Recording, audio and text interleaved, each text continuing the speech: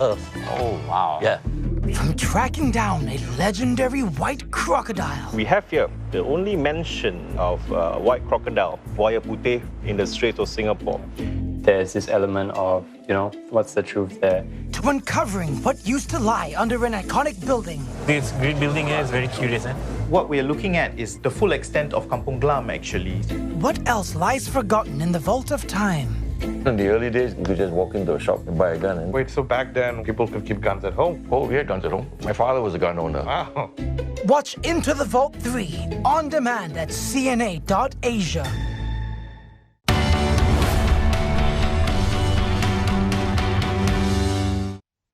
This is Asia Now. It's 12 p.m. in Singapore and Hong Kong, 9:30 in New Delhi and 11 o'clock in Jakarta. I'm Syahida Othman. At this hour, Malaysia goes under a full nationwide lockdown for 2 weeks, starting Tuesday, after recording an all-time high of more than 8,000 cases in a day. The Singapore government unveils an $800 million package to help firms and workers whose livelihoods are hurt by the stricter COVID-19 curbs. United in tackling the COVID-19 crisis, US reaffirms support to India and will do all it can to help the South Asian nation.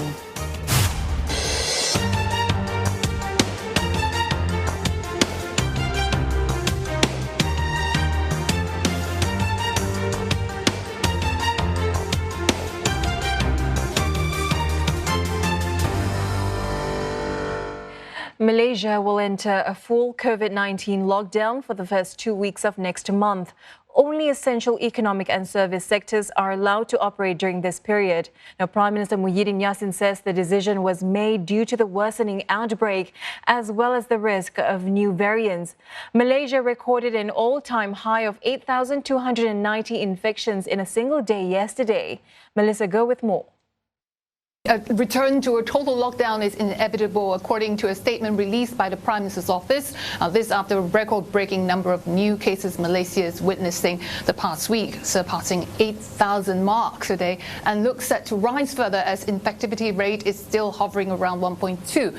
Now, the healthcare system is already at a breaking point, and the new wave is a lot more infectious and harder to control. And with mounting death toll at more than 2,500, the government said a full lockdown is for 2 weeks, from June 1st to 14th, and during that period, only essential services can operate. The rest to stay at home. Now, it's a full lockdown. Details will be released by the National Security Council later, the statement said. Now, if the situation improves, the country then will move into phase 2 for 4 weeks, where there will be some relaxation in the movement restrictions with certain sectors that can adhere strictly to social distancing allowed to operate. Now, phase 3 thereafter will involve further easing like what we have right now, but details still sketchy at this point in time, but it appears to be a plan with 3 phases involved, depending on the situation on the ground. Now, Malaysians are gripped by the announcement today, and some, of course, will be welcoming because this is the fastest way, they said, to bring cases down, while others are considering the cost of the economy may be grave at 2.4 billion ringgit a day. That's over $600 million US dollars.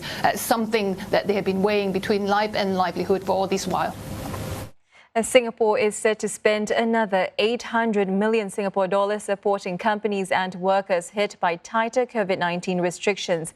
The new rules have been in place since the middle of the month. Now, dining in at restaurants is not allowed, and some businesses have been forced to shut until the 13th of June. Included are indoor gyms and fitness studios, and to help them, 50% wage support will be offered until the middle of next month. And that also applies to those in the performing arts and F&B sectors. Now, some businesses not required to close but still significantly affected will receive 30% wage support. Included are shops, cinemas, beauty salons and spas, and that support will be paid in September. At the same time, tenants can also qualify for rent relief, and those in government-owned properties will get a 1-month waiver, while those in privately owned properties will receive half a month. Now, help will also go to workers with wages cut by at least half or forced to take no pay leave for at least a month. Now, those in the lower to middle income group or who are self-employed will receive a one-off payout of up to $700. And for graduates, study loan repayment and interest charges will be suspended until September. Unlike previous support packages, the government isn't drawing down on the country's reserves this time. Instead, it says the funds will be reallocated from development expenditure, which is funded by borrowing. Because most parts of the economy are still operating, businesses and individuals have learned to adapt. And we now also have more government support schemes like the Jobs Growth Incentive and the SG United Jobs and Skills Package, which are continuing to support new jobs and opportunities for Singaporeans. So our circumstances today are very different compared to last year. And under such a circumstance, I don't think we should be going to the President to seek permission to draw on our past reserves. Now, Mr. Wong also says there are no plans to further tighten COVID-19 restrictions since current measures seem to be working for now. Mr. Wong said that the government is still monitoring the situation closely, but there are no plans for further tightening, as he says the preliminary assessment is that current measures are working. It's important to remember that the finance minister is also part of the country's COVID task force. He says we have not seen instances of cases doubling or growing exponentially. In fact, he says that the number of cases in recent days have stabilized or even declined slightly. He thanks Singaporeans for playing their part by sticking to the measures. But if you recall, he's not the first minister to say all this. Health Minister Ong Ye Kung had also previously said that the tightened measures have avoided a spike in new COVID-19 cases. Mr. Wong says more details on the local COVID-19 situation will be given on Monday during a multi-ministry task force press conference. The preliminary assessment is that measures are working. We are not making any further tightening moves at this stage, but we cannot be complacent at the same time. All right? We still have to be vigilant, do everything we can for everyone in Singapore to do our part, scale back activities, minimize movement, be alert and vigilant whenever we go out, take all the necessary precautions, and I think if we all do that, we can continue to make progress in controlling the infection. The U.S. is committed to supporting India in tackling the coronavirus crisis. Secretary of State Antony Blinken made this reaffirmation during a meeting with the Indian Foreign Minister in Washington. Wonderful to have him at the State Department, and very important as well because the United States and India are working together on so many of the most important challenges of our time, and ones that are having a profound impact on the lives of our citizens. We're united in confronting COVID-19 together.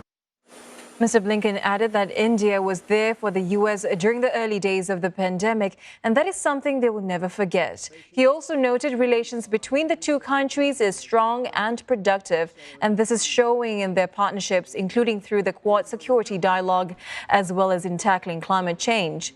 Indian Foreign Minister Subramaniam Jaishankar says his country is appreciative to the U.S. for its support and solidarity at this moment of great difficulty. The South Asian nation's tally of infections stands at 27.5 million, with the death toll over 318,000. The next 3 weeks will be key for Japan. The Prime Minister has extended a COVID-19 state of emergency for Tokyo and 8 other prefectures until the 20th of June. Now, he wants to try to speed up vaccinations and stop the spread of infections. Mr. Yoshihide Suga says the country must remain on high alert as more than 80% of cases have been linked to the variant first discovered in the United Kingdom. 強い感染力を持つとされる変異株への置き換わりが進む中で実施される対策が感染者数の減少につながるまで以前より長い時間を必要としております。The extension is set to end about a month before the opening ceremony of the Olympic Games, and nearly 3,500 new cases and 76 deaths were recorded yesterday. All Olympic delegations from South Asia must now be vaccinated before heading to Japan. Tokyo 2020 organizers also say they will draw up separate guidelines for all events, and there's still much to prepare to ensure a safe Games, as Michio Ishida reports.